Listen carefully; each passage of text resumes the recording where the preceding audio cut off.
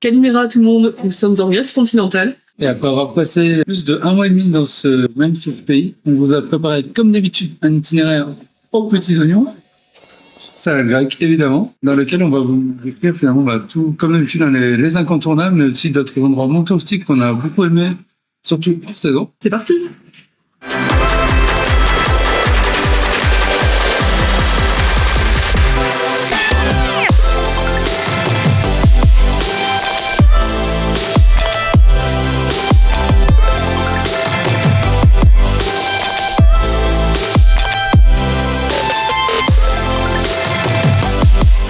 Voici devant Google Maps. Vous voyez ici un aperçu de cet itinéraire en Grèce continentale. Comme d'habitude, on va tout vous expliquer. Les points d'intérêt, les points à voir absolument et ceux qui sont plus optionnels. On a repris nos améliorations la dernière fois et en plus de ça, on a écouté vos commentaires puisque on va vous indiquer entre chaque point rouge, donc les points incontournables, à peu près le temps de trajet selon Google Maps. Mais au moins vous aurez une idée. Et d'ailleurs, commençons par la valeur totale de la distance de cet itinéraire. Là on est quand même sur un gros itinéraire puisque on est sur 895 miles, alors oui c'est passé en miles, ce qui correspond à 1440 km, donc on va dire grosso modo 1500 km. Et tu recommandes de le faire en combien de temps du coup? Ce qui nous amène justement à la durée, je pense minimum 2 semaines, mais encore une fois vous savez que nous on aime bien prendre notre temps, nous le slow travel. Minimum 2 semaines, les distances sont assez longues, bon les routes en Grèce sont plutôt pas mal, donc il n'y a pas trop de soucis, là ça va pas vous emmener dans des petites routes, peut-être un petit peu dans le Péloponnèse, on en reparlera, mais sinon c'est plus grosses routes, mais franchement 3 semaines je pense que c'est bien. 3 bonnes semaines, et si vous prenez vraiment votre temps, 1 mois. Par exemple, pour des vacances d'été, c'est très bien. Enfin, quoi qu'il fait un peu chaud. Et justement, en parlant de quand est-ce qu'on vous recommande d'y aller, alors nous, vous recommande d'éviter l'été. Pourquoi? Parce qu'en été, il va faire vraiment très chaud. Même si vous avez des logements avec de la clim, une voiture avec de la clim et tout, ça peut être difficilement supportable. Donc plutôt, vous savez qu'on adore nous le hors-saison.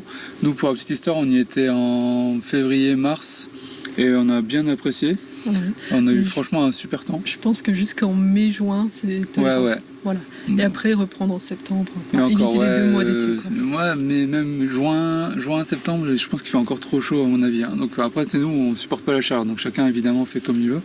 Et évidemment, vous le faites comme vous voulez cet itinéraire. Donc je rappelle, pour ceux qui connaissent pas en fait nos différents itinéraires, on en a fait plein. Je vous mettrai la playlist quelque part ici. Enfin voilà, ce qu'on a en bas de l'écran. C'est vraiment des itinéraires, des propositions, alors qui sont optimisées avec ce qu'on nous on considère comme les indispensables et aussi des choses plus ou moins optionnelles. Mais évidemment, vous êtes libre de vous en inspirer selon votre temps, selon vos modalités de déplacement et ainsi de suite. Oui, parce que c'est un itinéraire que vous pouvez faire en van, en voiture, pourquoi pas à vélo. Tout est possible. Faut être motivé. Et avant de commencer à rentrer dans le détail, vous commencez aussi à avoir l'habitude. À la fin de la vidéo, on vous donnera quelques spots plutôt pour la van life qu'on a trouvé super intéressant. Et pour moi, la Grèce, c'est le pays vraiment super pour la van life et tout, donc restez bien jusqu'à la fin si vous voyagez en camping-car et tout, parce qu'il y a des spots incroyables qu'on a adoré. On va commencer comme d'habitude par la capitale, Athènes. Parce qu'en fait, il faut savoir qu'il y a 2 aéroports internationaux en Grèce, c'est Athènes et Thessalonique. Thessalonique qui est là-haut. Alors, bien sûr, là, on parle de la Grèce continentale. Parce que Santorin aussi, il y a des aéroports. Enfin, à Rhodes aussi, il y a des aéroports. Oui, on vous a pas mis les îles. Donc, il n'y a pas du tout d'îles. Là, on est vraiment sur la Grèce continentale. Donc, on commence par Athènes parce qu'on suppose encore une fois que la plupart des personnes arriveront dans la capitale. Et vous pouvez, par exemple, louer une voiture, vous prendre un hôtel, etc. Donc, Athènes, une ville que nous, on apprécie beaucoup. Ça fait déjà 2 fois qu'on y va. Et sans entrer dans le détail, mais il y a plein de choses à faire. Donc, évidemment, l'acropole, tout ça.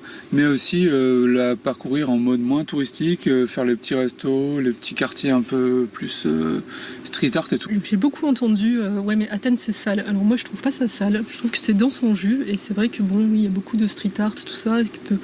Pour ceux qui n'ont pas l'habitude ou pour ceux qui n'aiment pas, ça peut donner un côté sale, mais moi je trouve pas que ce soit sale du tout.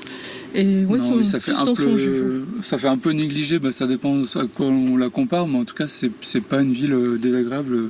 Et en plus de ça, je tiens à préciser que le métro est super accessible. C'est ce que j'allais dire, les transports en commun et en particulier le métro sont top et c'est hyper pas cher.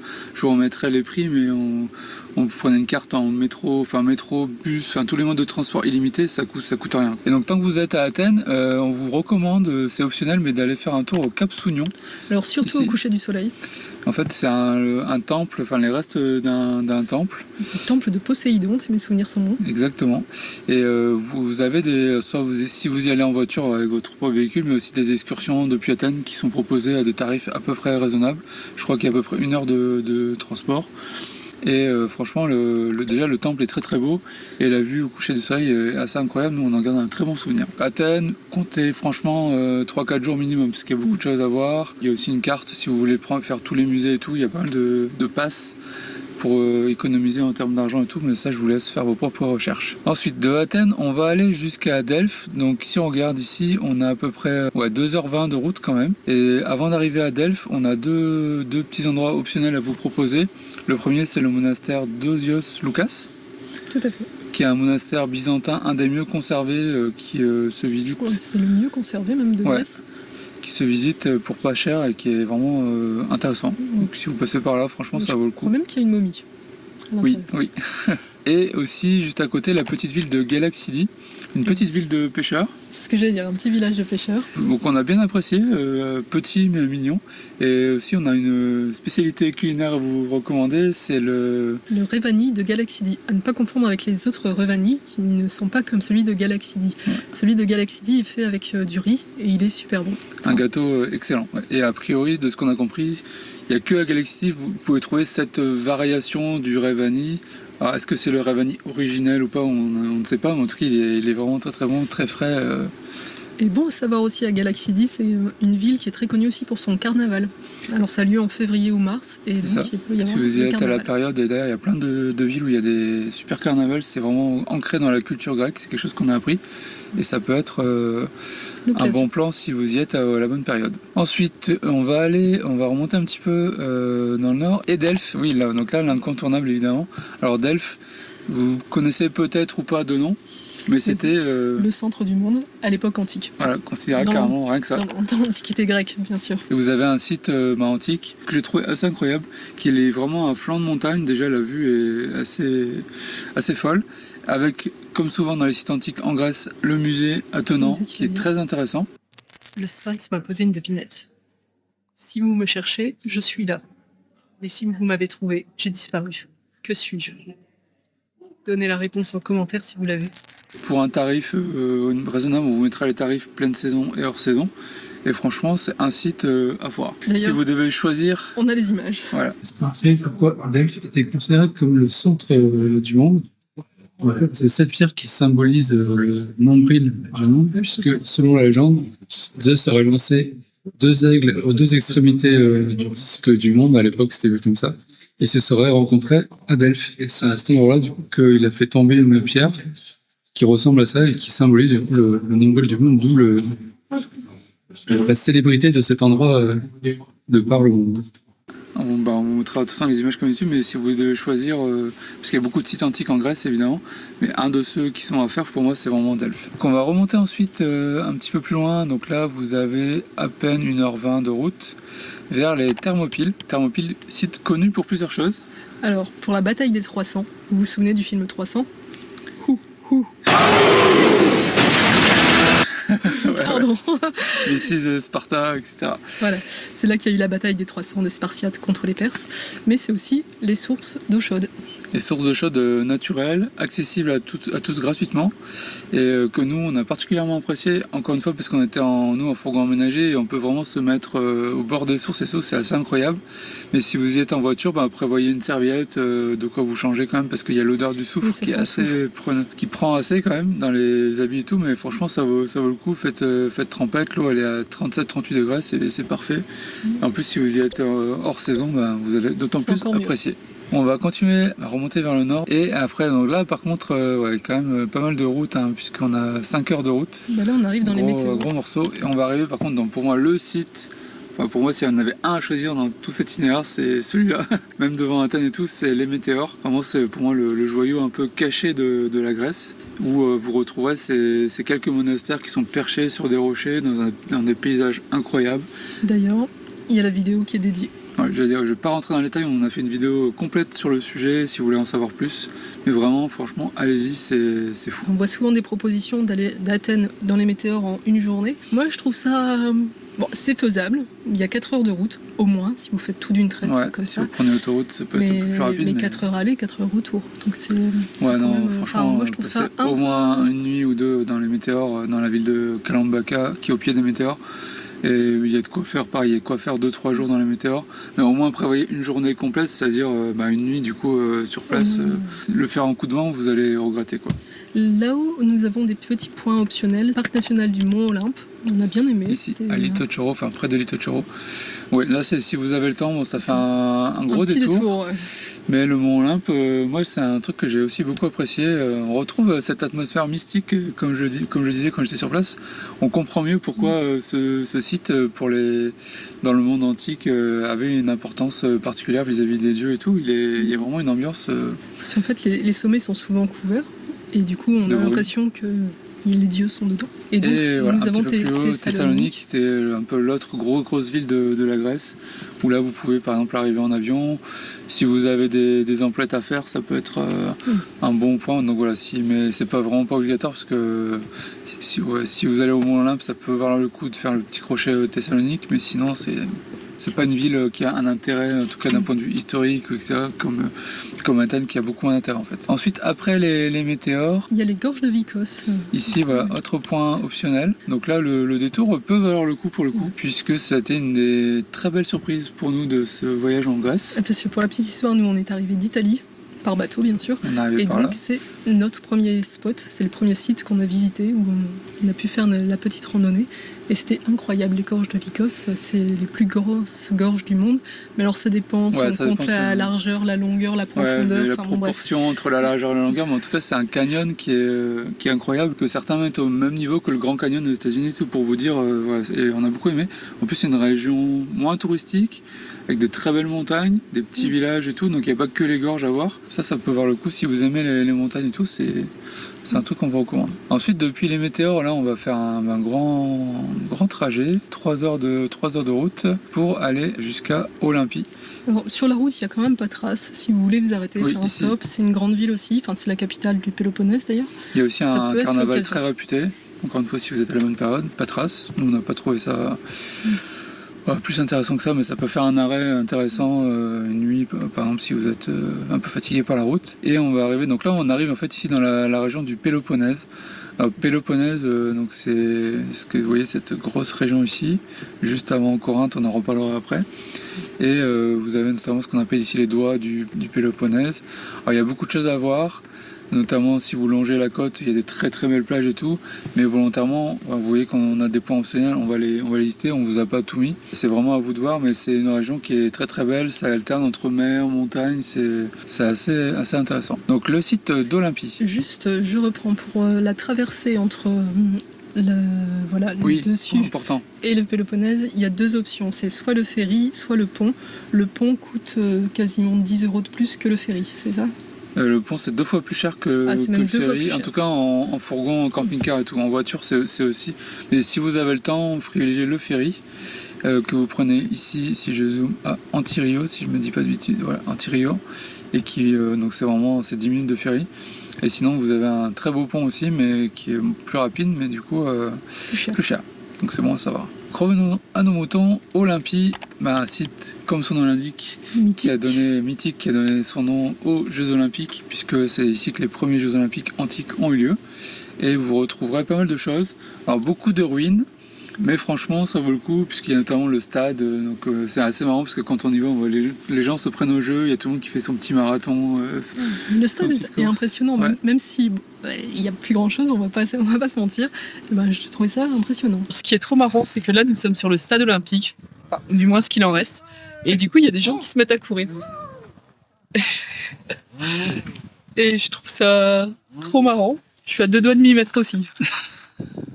Et c'est là que la flamme olympique est allumée, c'est vraiment sur ce site que la flamme olympique est allumée tous les 2 ans.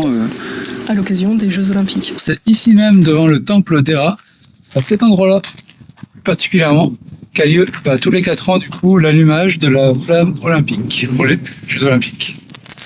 Et là il y a 3 musées En plus de ça, donc franchement, ça vaut vraiment le coup. Hein. Même le prix est raisonnable. Il y a donc le site à visiter plus 3 musées. Donc le musée des archéologiques, le musée des excavations et le musée des Jeux Olympiques antiques. Et ils sont tous très intéressants. Donc prévoyez une bonne journée sur ce site. Ici, on a un site dont on reparlera à la fin, qui est plus pour la partie van life et tout. C'est la plage d'Eléa. On va ici à un autre site facultatif, mais sympa. C'est Voidokialas.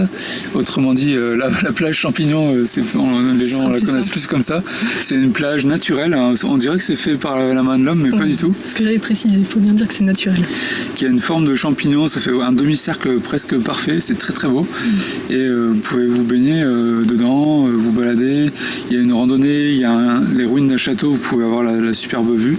Ou sinon, comme nous, si vous avez un drone, vous pouvez faire des super plans. On vous mettra ça.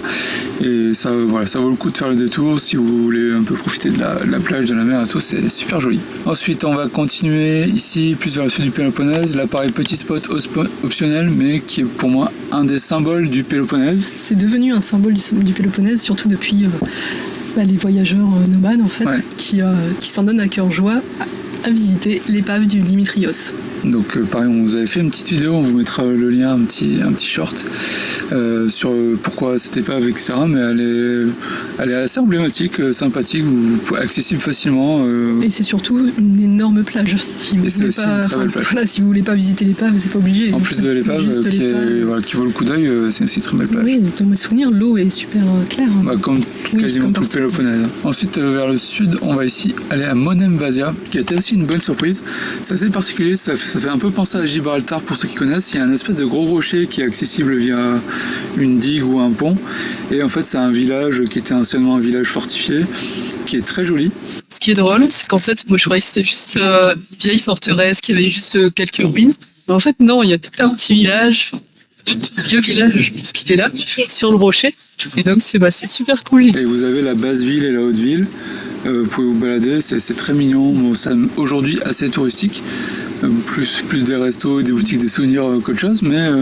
c'est assez marrant, parce que moi je m'attendais pas à ça en fait. Ouais. J'avais pas regardé avant ce qu'on faisait, et pour moi c'était un rocher, et puis la ville était pas dessus en fait, parce qu'on la voit pas du tout, et du coup selon l'angle, on la voit pas du tout, et franchement ça vaut le coup. Je sais que pas mal de gens ont beaucoup apprécié cet endroit. Ensuite on va remonter vers le nord, donc pareil, dans les points optionnels, vous avez le monastère d'Elonas. Alors c'est un monastère qui est incrusté dans la roche, parce qu'il faut savoir que cette région est une région de falaises et qui est très connue pour l'alpinisme en fait. L'escalade.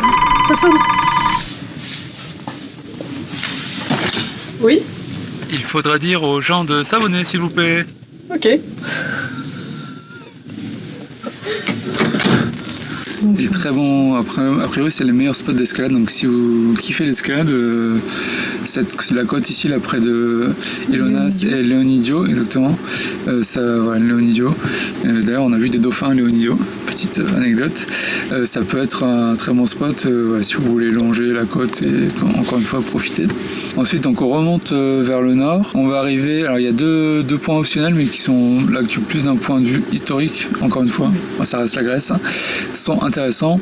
Le premier, c'est Mycène, un site où vous avez une cité antique qui est vraiment en haut d'une colline, qui est assez impressionnante. Et qui est très connue pour sa porte des lions. Des lions. Qui se trouve être des lions. Et dont on a bien apprécié la visite. Et encore une fois, le musée est intéressant. Alors là, du coup, je tiens à le dire, c'est vraiment les musées qui sont rattachés au site antique qui sont vraiment super en fait. Ouais, faut pas hésiter à y aller du coup, même si vous aimez pas les musées. Comme c'est le temps. C'est vrai. Il faut pas hésiter à y aller en fait. Un peu plus bas ici, là c'est une ville côtière, Nauplie, qui pour la petite histoire était la première capitale de la Grèce réunifiée. Et une ville qui est intéressante parce qu'il y a plusieurs châteaux, et notamment il y a un petit château dans l'eau et un château qui surplombe avec des gros remparts qui surplombent en fait le flanc de montagne qui est au-dessus de la ville. Vous pouvez aussi y aller à pied, il y a des excursions et tout. Et ville intéressante, mais encore une fois, assez touristique, pas mal de petits restos et tout. Mais si vous faites un road trip en voiture, ça peut être un bon point pour rayonner un peu sur les différents endroits qu'on vous a mis ici. Et on va arriver ici à Épidore, qu'on a mis en incontournable. Parce qu'il y a le théâtre d'Épidore, et c'est vrai qu'il est juste incroyable. Alors on est à Épidore. Dans le théâtre, exactement. Ouais, que vous voyez derrière nous, qui est franchement très impressionnant. D'ailleurs, ce site antique est connu principalement pour le théâtre. On vient d'arriver, on s'est rué vers le théâtre. Il y a aussi un petit musée. Et il y a d'autres. Il y a des temples, plutôt des ruines, mais là, parce que le théâtre est super bien conservé. Capacité de 12 000 places. Ouais, Voilà. On en a vu quelques-uns, mais notamment celui à Athènes qui était pas mal aussi. Mais celui-là, il est impressionnant. On va faire un petit test parce que l'acoustique semble être vraiment pas mal. Je vais monter tout en haut et je vais voir si j'entends bien. Donc tout là-haut, là. Je vais voir si j'entends bien Alice avec sa voix de ténor. Mince, il va falloir que je rechante. Ouais. Tu préfères quoi, Sina ou Johnny? Johnny. T'as pas. Oui, Demis Roussos. La fonction de ta voix. C'est un des plus beaux théâtres, pourtant on en a vu en Grèce, les théâtres antiques, mais celui-là il est vraiment majestueux, très bien conservé. En plus de ça, il n'y a pas que le théâtre en fait. D'ailleurs, ne faites pas comme nous, on avait prévu pas suffisamment de temps, puisqu'en fait, c'est vrai qu'on s'est un peu jeté sur le théâtre, mais il y a un site antique assez important, avec des restes de temples et tout, et encore une fois un musée assez petit celui-là, mais avec des belles sculptures et tout, donc Épidore à faire. De Épidore, on va aller jusqu'au fameux canal de Corinthe. Donc là, je vous redonne un petit peu les distances. 1 heure entre Épidore et le canal de Corinthe. Vous voyez, c'est assez rapide. Bon, le canal de Corinthe, est-ce qu'il faut le présenter? De toute façon, vous allez forcément passer par là. En fait, c'est un canal qui, ça vaut le coup de s'arrêter, prendre quelques photos. C'est quand même impressionnant que l'homme a réussi à creuser ce canal qui est assez étroit finalement, qui est plus trop utilisé justement parce qu'il est assez compliqué pour les gros bateaux d'aujourd'hui. Mais voilà, à voir. Vous avez plusieurs endroits où vous pouvez vous arrêter, passer à pied sur le pont, prendre quelques photos, des points de vue. Et pour la petite histoire, vous pouvez même faire du saut élastique. Donc jamais de la vie pour moi, mais vous pouvez le faire si vous êtes amateur de sensations fortes. Et ensuite, on est déjà arrivé à la fin de cet itinéraire, puisqu'on va retourner à notre capitale, Athènes. Entre le canal de Corinthe et Athènes, vous avez encore une fois 1 heure de route. Donc vous voyez que là, c'est assez rapide. Vous pouvez prendre l'autoroute ou pas, comme vous le sentez. Et donc, Athènes, je vais me répéter, mais donc une capitale à voir, parce que c'est quand même incroyable. Ouais, Athènes, ne faites pas l'impasse. C'est une ville qui mérite plusieurs jours sans aucun problème. Donc voilà pour cet itinéraire en Grèce continentale. Pour nous, encore une fois, c'est vraiment un pays qui a été plutôt une bonne surprise. C'est très varié. Si vous avez peur, comme moi, d'avoir une indigestion de sites antiques, ceux qu'on a sélectionnés sont suffisamment variés. Moi, je le dis, je ne suis pas un grand fan d'histoire et tout. Pourtant, j'ai beaucoup apprécié ce qu'on a sélectionné. Delphes, Épidore, etc. Athènes, évidemment, Olympie. C'est suffisamment varié. Vous allez et en plus, si vous êtes en famille, vous avez des enfants, je pense que les enfants ils vont kiffer parce que tous ceux qu'on a croisés, par rapport à voir de ses propres yeux ce qu'ils apprennent en histoire à l'école, c'est ou ce que nous on a pu apprendre il y a quelques dizaines d'années. C'est impressionnant. On revient donc sur les spots van life. Déjà, là, on va vous parler de quelques spots. Alors, il faut savoir que c'est toute la Grèce, en fait. Comment dire ? Ouais, déjà, est-ce que la Grèce, c'est un pays qui est van life friendly ? Oui, et oh que oui. 1000 fois oui, puisque de tous les pays qu'on a fait pour l'instant dans notre tour d'Europe, c'est de loin celui où on a trouvé les plus beaux spots et on n'a eu jamais aucun problème. Alors, bien sûr, par exemple, dans les météores, comme on l'a peut-être déjà dit dans la vidéo dédiée, c'est pas possible de se garer n'importe où, ça c'est sûr. Mais sinon, le long des plages, on a trouvé énormément de spots.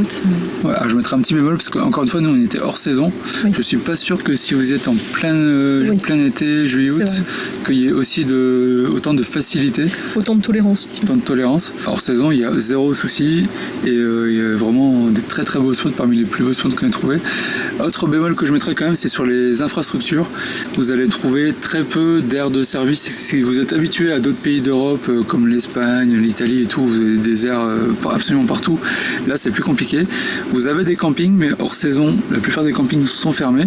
Donc là, c'est plus la débrouille. Donc si vous aimez bien avoir votre petit confort, trouver votre air pour viser votre cassette, remplir votre eau et tout, attention.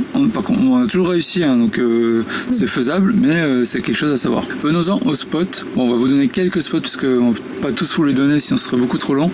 Mais le premier, le spot incontournable en Grèce et en particulier dans le Péloponnèse, c'est Eléa, donc qu'on vous a mis ici.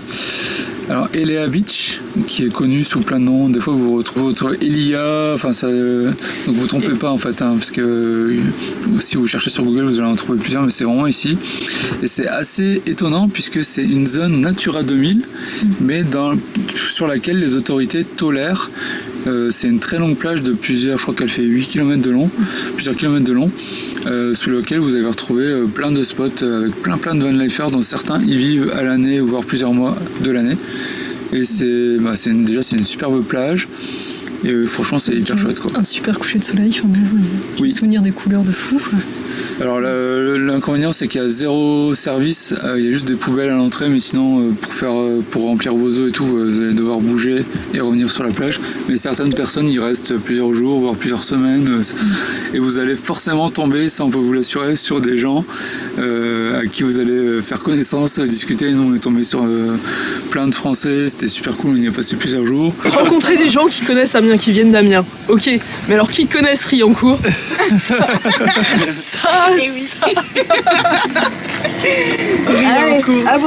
Il y a, voilà, toutes les nationalités sont là, il y a des gens qui sont plus ou moins sédentaires.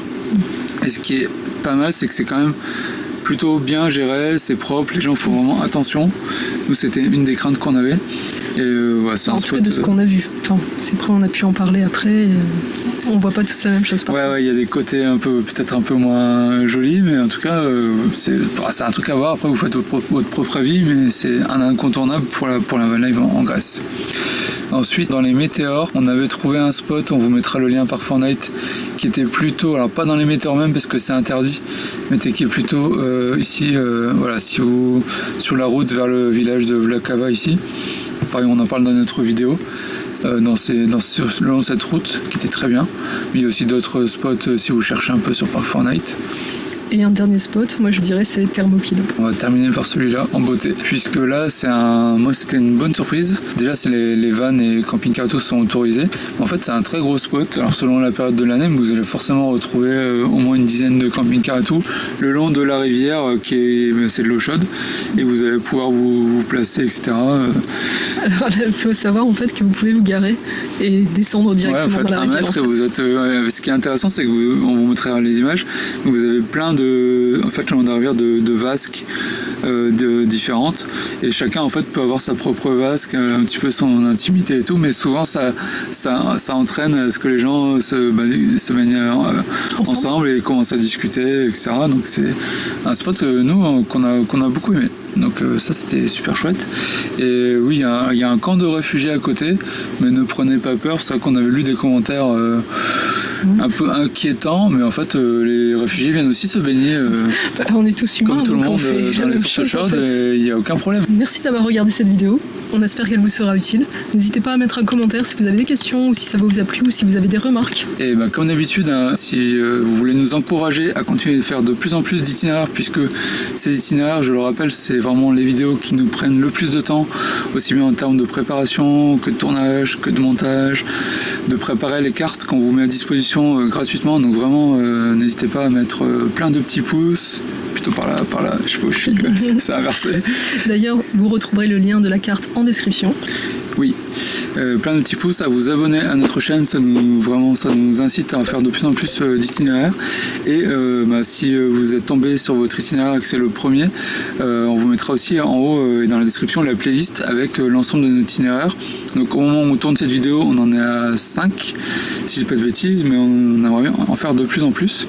Donc n'hésitez pas à regarder, on en a fait en Italie, en Slovénie, Et en Grèce maintenant. et on a des retours très positifs, donc si vous cherchez des idées d'itinéraires, des idées de pays à visiter pour vous aider à planifier vos prochaines vacances, n'hésitez pas à jeter un coup d'œil, on vous le recommande fortement. Et en tout cas, nous, on est partis quand même.